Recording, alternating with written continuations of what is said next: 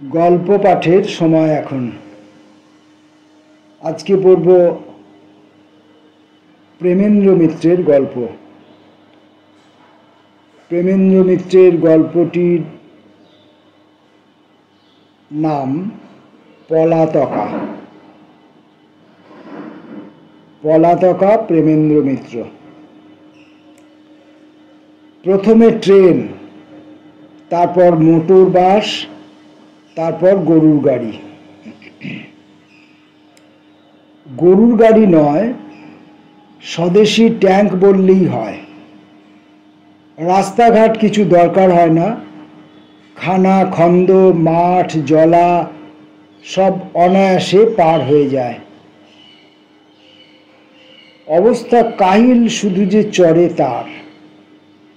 শরীরের হাড়গোড়গুলো যে আস্ত আছে নাববার পর প্রথমটা বিশ্বাস হতে চায় না। গাড়োয়ান গাড়ি থামিয়ে বললে, গাড়ি আর যাবে না বাবু, এই আলটুকু হেঁটে পার হয়ে যেতে হবে।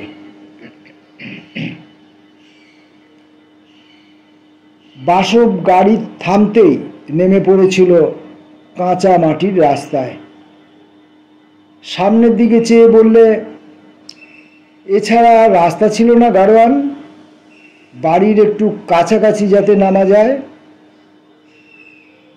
থাকবে না কেন বাবু, আপনি তাড়াতাড়ি আসতে চাইলেন তাই এই দিক দিয়ে এলাম। গাঁয়ের ভেতর দিয়ে যেতে গেলে আরও 1 ঘন্টা লাগত। আর বাক্য ব্যয় বৃথা। বাসব ভাড়া চুকিয়ে দিয়ে হোলডোল আর সুটকেসটা নামিয়ে নিলে। গাড়োয়ানের তবু একটু মায়া মমতা আছে। গাড়ি থেকে নেমে নিজেই ভারী হোলডোলটা কাঁধে তুলে নিয়ে বললে, চলেন বাবু, আমি পৌঁছে দিয়ে আসি। শহরের মানুষ আপনারা, মোটঘাট নিয়ে আলের উপর দিয়ে হাঁটা কি আপনাদের কাজ? গাড়োয়ান কথা বলে একটু বেশি। মোটর বাস থেকে নেমে জামকুনিতে গরুর গাড়িতে চড়ার পর থেকেই বাসব তার পরিচয় পেয়েছে। বাছুরডোবাতে যেতে হবে শুনেই প্রথমে অন্য গাড়োয়ানদের হটিয়ে দিয়ে সে বলেছে, আরে বাবু আমার আপন গাঁয়ের লোক, দেখতে পাচ্ছিস না? আসেন বাবু আসেন, চৌধুরীদের বাড়ি যাবেন তো? অন্যদিকে ফিরে আবার সগর্বে বলেছে, আমাদের জমিদার বাড়ির কুটুম, বুঝেছিস? ঝুলন দেখতে এসছেন না বাবু? বাধ্য হয়ে বাসবকে প্রতিবাদ করতে হয়েছে। না, ঝুলন দেখতে আসেনি। চৌধুরী বাড়িও সে যাবে না, সে যাবে বাছুরডোবার কমল সরকারের বাড়ি। কমল সরকারের বাড়ি? গাড়োয়ানের ভ্রু দুটো একটু বুঝি কুঞ্চিত হয়ে উঠেছে, কিন্তু অপ্রতিভ হবার পাত্র সে নয়। ও, দক্ষিণ পাড়ার সরকারদের বাড়ি। ঠিক আছে বাবু, ঠিক আছে। বাছুরডোবার কারুর ঘর চিনতে কি আর আমার বাকি আছে? গাড়িতে উঠবার পর খানিকক্ষণ বাদে কিন্তু সে জিজ্ঞাসা করেছে, কার বাড়ি বললেন বাবু তখন? কমল সরকারের না? বাসব একটু বিরক্ত স্বরে বলেছে, হ্যাঁ। তুমি তো তখন খুব বাহাদুরি দেখালে, গাঁয়ের সবাইকে নাকি চেনো। বিরক্তিটা গ্রাহ্য না করে গাড়োয়ান হেসে বলেছে, তার চিনব না বাবু? বলে গাঁয়ের 3 পুরুষ কেটে গেল। আর গাঁয়ে মানুষই বা কটা যে চিনব না? কলকাতার বোমার ভয়ে যা কিছু নতুন আমদানি হয়েছিল তাও আবার সব ঝেঁটিয়ে বিদেয় হয়ে যাচ্ছে। খাঁচার ময়নার কি বেশি দিন এমন বনবাদারে চড়ে বেড়ানো পোষায়? একটু থেমে একটা খানার ওপর দিয়ে বেপরোয়াভাবে গাড়িটা পার করিয়ে আবার সে বলতে শুরু করেছে, আপনি কমল সরকার বললেন কি না, তাই একটু ধোঁকা লেগেছিল। কিছু মনে করবেন না বাবু, গায়ে দেশে সবাই ওনারে বলে কলু সরকার। তা ওনার বুকের পাটা আছে বাবু। গাঁ ছাড়িয়ে এই শ্মশানের কাছে পাঁজাদের পুরো ভিটেটায় নইলে কেউ বসত করে?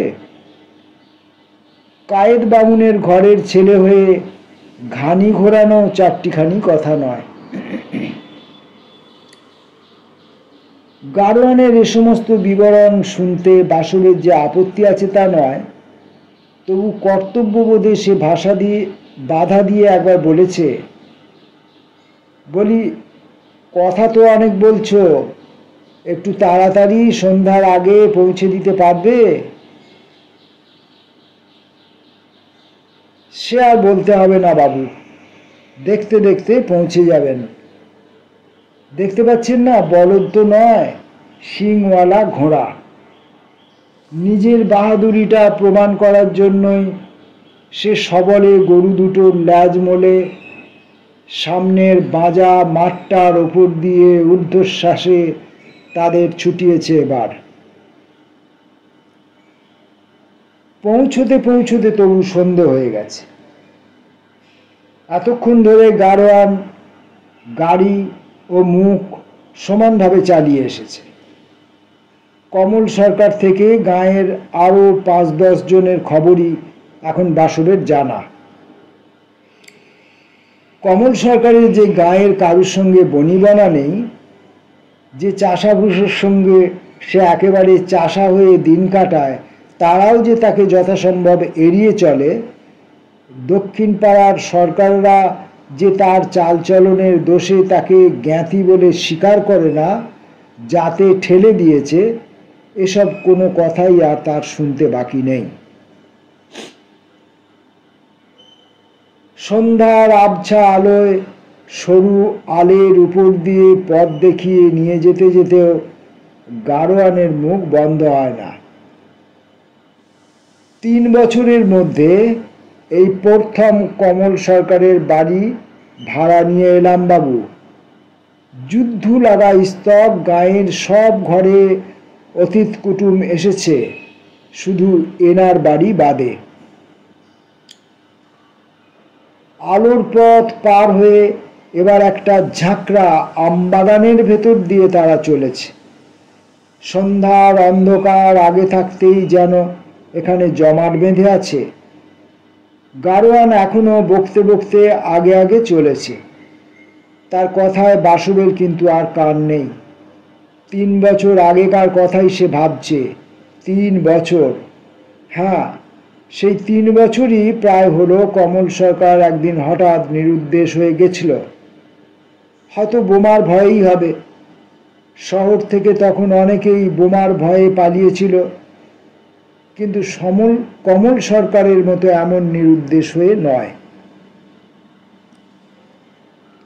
আমবাগানটা পার হতেই অন্ধকার আবার ফিকে হয়ে এলো। ডাইনে বাঁধ দেয়া একটা বড় পুকুর, সংকীর্ণ রাস্তাটার বাঁ ধারে একটা বিশাল পোড়ো বাড়ির ধ্বংসাবশেষের একপাশে একটা নতুন মাঠকোঠা অত্যন্ত বেমানান হয়ে দাঁড়িয়ে আছে। মাঠকোঠাটি জোড়াতালি দিয়ে তৈরি। পুরনো ভিটের দেওয়াল সুবিধে মতো কাজে লাগিয়ে তার উপর মাটির গাঁথুনি দেওয়া হয়েছে। কাছে আসতেই ভিতরের দিক থেকে একটানা একটা গোঙানি শব্দ শোনা গেল। গাড়োয়ান তখন তার মোট বাইরের দরজার পাশে নামিয়ে ফেলেছে। হেসে বললে, ঘানি গাছ ঘুরছে, শুনতে পাচ্ছেন বাবু? বাসুব উত্তর না দিয়ে তাকে কিছু আরো বকশিস দিয়ে বিদায় করে দিল। সমস্ত সুদীর্ঘ রাস্তায় আসতে যে অনুভূতিটাকে জোর করে চাপা দিয়ে এসেছে, বাসুবের মনে এতক্ষণে সেটা যেন সুযোগ পেয়ে প্রবলভাবে মাথাচাড়া দিয়ে উঠল। একটা গভীর সংকোচ, প্রচণ্ড একটা দ্বিধা। এমন করে আসার জন্য নিজের উপর একটা ধিক্কার। কিন্তু এখন আর ফেরা যায় না। বন্ধ দরজায় বাসব ঘা দিল। নিজের সংকোচটা জয় করার জন্য একটু জোরেই ঘা দিল। দরজাটা বন্ধ নয়, ভেজানো ছিল। একটু ঘা লাগতেই খুলে গেল। সামনে একটা উঠান, উঠানের ডান দিকেই ঘানি ঘর। বলদের গলায় ঘণ্টার ঢং ঢং শব্দের সঙ্গে ঘানির আওয়াজ এখন আরো স্পষ্ট। বাঁ দিকে মাঠকোটায় দুটি ঘর ও বারান্দা দেখা যাচ্ছে। কোথাও মানুষজনের সাড়া শব্দ নেই। হোলডল আর সুটকেসটা দুহাতে নিয়ে কোনো রকম দ্বিধা না করে বাসব এবার ভেতরে ঢুকে গেল।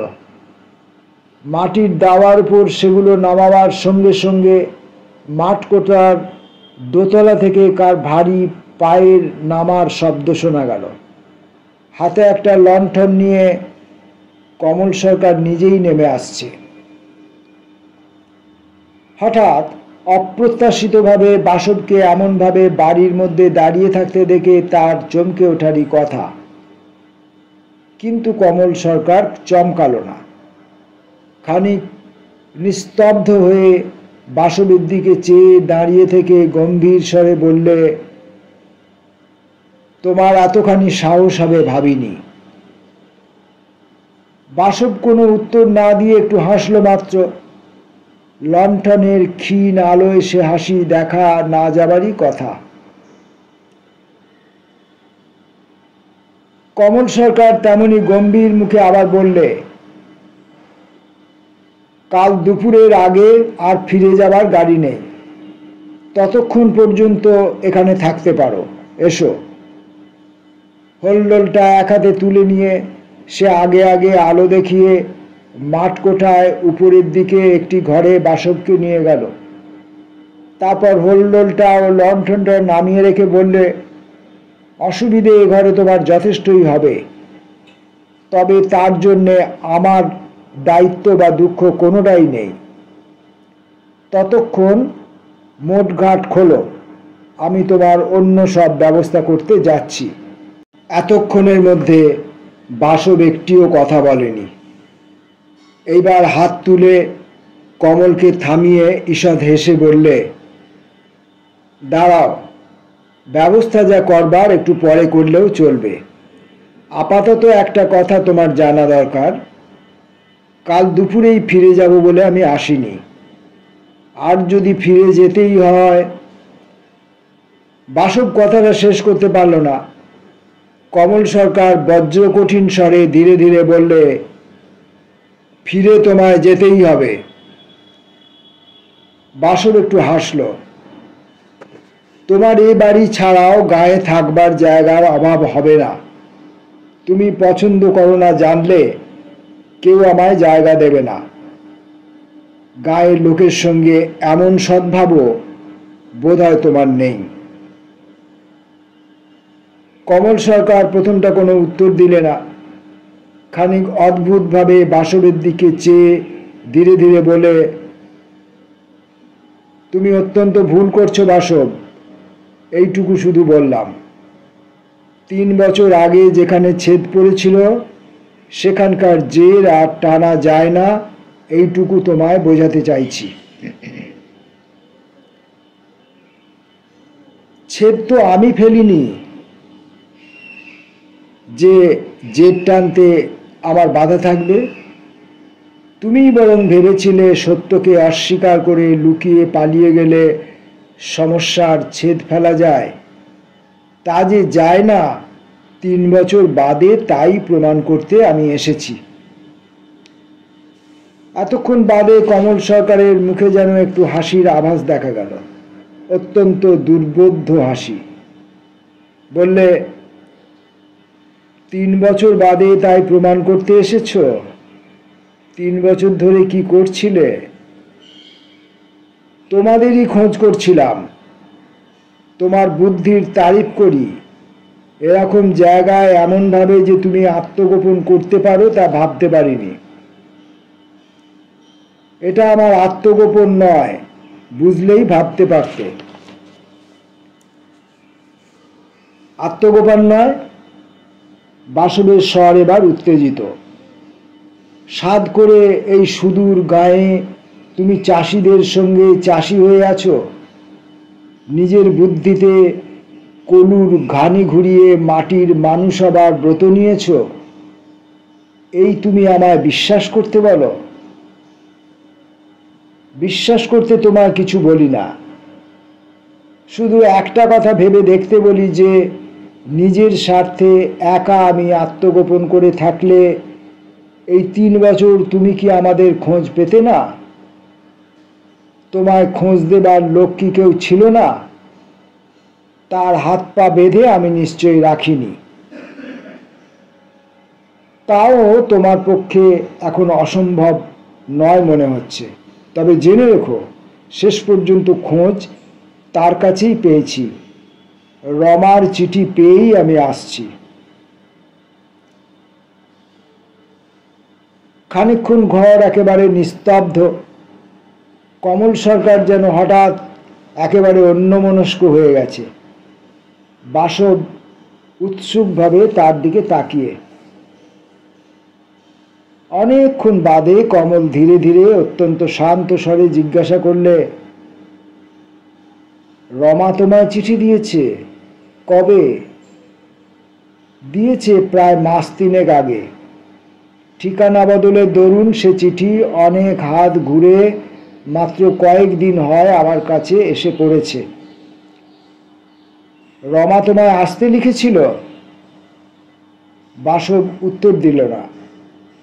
কমল শান্তস্বরে আবার জিজ্ঞাসা করলে, বলো, রমা তোমায় অনুরোধ করেছিল আসতে? না, স্পষ্ট করে লেখার মেয়ে সে নয়, তুমিও জানো। কিন্তু চিঠির প্রত্যেক ছত্রে সেই প্রার্থনাই আমি শুনেছি। আকুল হয়ে সে মুক্তি চেয়েছে। হ্যাঁ, মুক্তিই সে চেয়েছে। হঠাৎ বাসবকে অবাক করে দিয়ে কমল নিচে চলে গেল। বাসব অনেকক্ষণ চুপ করে দাঁড়িয়ে রইল। কমল সরকারকে ঠিক যেন এরকম চেহারায় দেখবার আশা সে করেনি।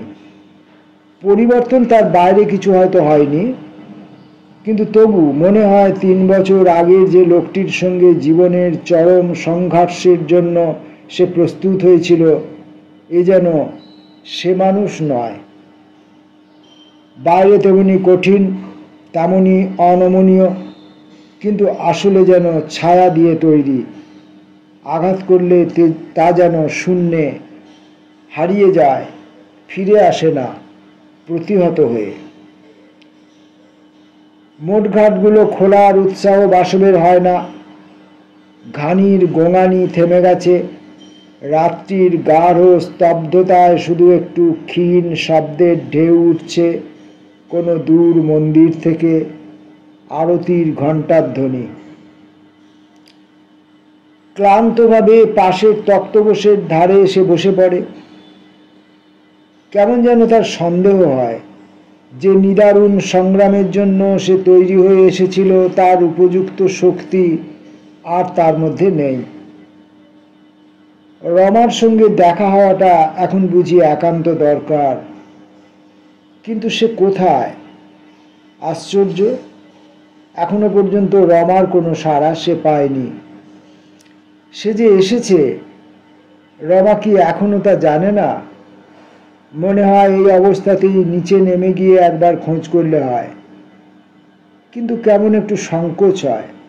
না, রমা নিশ্চয়ই আসবে। সাধারণ সৌজন্যের খাতিরেও তার এতক্ষণে একবার আসা উচিত ছিল। কিন্তু রমার ব্যবহার চিরকালই অদ্ভুত। তা না হলে তাদের 3 জনের এই দুশ্ছেদ্য জটই তো পাকিয়ে উঠত না। সে তো প্রথমে সমস্ত মেনেই নিয়েছিল। ভেতরে যত বড় বেদনা ও আকুলতাই থাক, বাইরে তার কিছুই প্রকাশ হতে দেয়নি। ছায়ার মতো ছড়িয়ে থেকেছে ওদের জীবনের সঙ্গে, ছায়ার মতোই কোনো দাবি না রেখে, কোনো দাগ না ফেলে। নিজের মনের আগুন তার শাসনেই ছিল, কিন্তু আর কোথায় সে আগুন যে বিস্ফোরণের সীমায় এসে পৌঁছেছে, সে খবর সে পায়নি। তারপর সেই আশ্চর্য দিন। প্রায় ঘন্টা দুই বিস্মিত ও অধৈর্য হয়ে অপেক্ষা করার পর হঠাৎ ঝড়ের মতো ঘরে ঢুকে রমা উগ্রস্বরে বলেছিল, কেন তুমি এখানে বসে আছো? তাচ্ছিল্য, অপমান এসব বোঝবার ক্ষমতাও কি তোমার লোপ পেয়েছে? সত্যিই কিছু বুঝতে না পেরে বাসব সবিস্ময়ে তার দিকে তাকিয়েছে। এ আঘাত এমন কল্পনাতীত, এমন অপ্রত্যাশিত যে আহত বোধ করবার অবকাশই যেন তার হয়নি। এরপরই রমা ভেঙে পড়েছে। তোমায় অনুরোধ করছি, আর তুমি এখানে এসো না। রমার স্বর চাপা, কান্নায় ভারী। চোখ দুটির রক্তিমা দেখে বোঝা যায় অনেক অশ্রু সে ইতিমধ্যে মার্জনা করেছে। বাসব এবার ব্যথিত স্বরে বলেছে, তোমার অনুরোধ আমি রাখব, কিন্তু কারণটা জানবার অধিকারও কি আমার নেই? কারণ তুমি প্রতিদিন সামনে না থাকলে নিজের ভুলের প্রায়শ্চিত্ত হয়তো আমার এত অসহ্য হয়ে উঠবে না। কিছু হয়তো যন্ত্রণা তার কমবে। স্তব্ধ হয়ে অনেকক্ষণ বসে থেকে বাসব ধীরে ধীরে বলেছে, নিজের ভুল যদি সত্যিই বুঝতে পেরে থাকো রমা। রমা উত্তেজিতভাবে বাধা দিয়ে বলেছে, তাহলে কি উচিত ছিল বলে তুমি মনে করো? আত্মঘাতী হওয়া? না, যা সত্য তাকে সাহসের সঙ্গে স্বীকার করা। সত্যকে স্বীকার করার সাহস? রমার মুখে একটু যেন বিদ্রূপের হাসি। সে সাহস তোমার আছে? সে সাহস থাকলে এ ভুল তুমি আমায় কেন করতে দিয়েছিলে? কেন বাধা দাওনি? অন্যায় অবিচার করো না রমা।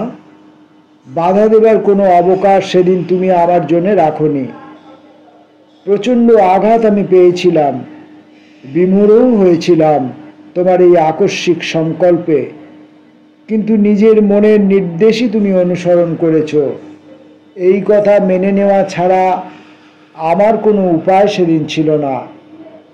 আজ যখন তোমার নিজের মুখ থেকে একথা শুনছি,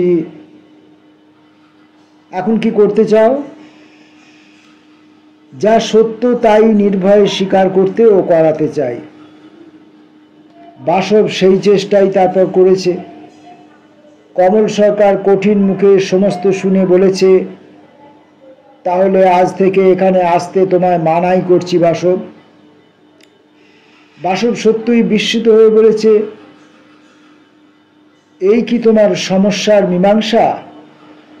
হ্যাঁ, এই আমার মীমাংসা। জীবনটা আমার কাছে খড়ি দিয়ে স্লেটের লেখা নয় যে যা খুশি লিখে যখন খুশি মুছে ফেলা যায়। আমার কাছে তা বাটালি দিয়ে পাথরে খোদাই। সামান্য সাময়িক আবেগের ঝড় বৃষ্টিতে তা ধুয়ে মুছে দেওয়া চলে না। কিন্তু বাটালির দাগ যেখানে বসেনি সেখানে কি তোমার অধিকার আছে? সহজ সরল সনাতন স্বামিত্বের অধিকার, যে অধিকারে পুরুষ একদিন নারীকে অসুজ্জান স্পর্শা করে রাখত। হৃদয়ের সত্যের কোনো দাম তোমার কাছে নেই? না, কারণ ও জিনিসটি আসলে সন্ধ্যার মেঘ। ক্ষণে ক্ষণে খেয়াল মতো ওর রং ও চেহারা বদলায়। যেদিন তোমায় অবহেলা করে রমা আমায় বেছে নিয়েছিল, সেদিন হৃদয়ের সত্য বলে ও যা বুঝেছিল, আজ যদি তার রং পাল্টে গিয়ে থাকে, ও নিয়ে মাথা ঘামাবার প্রয়োজন আমি বুঝি না। রমার বাস্তব সত্তাটুকুই আমার পক্ষে যথেষ্ট। বাসব উত্তেজিত হয়ে উঠেছে। তার মানে দরকার হলে গায়ের জোরেও তুমি তাকে ধরে রাখতে চাও?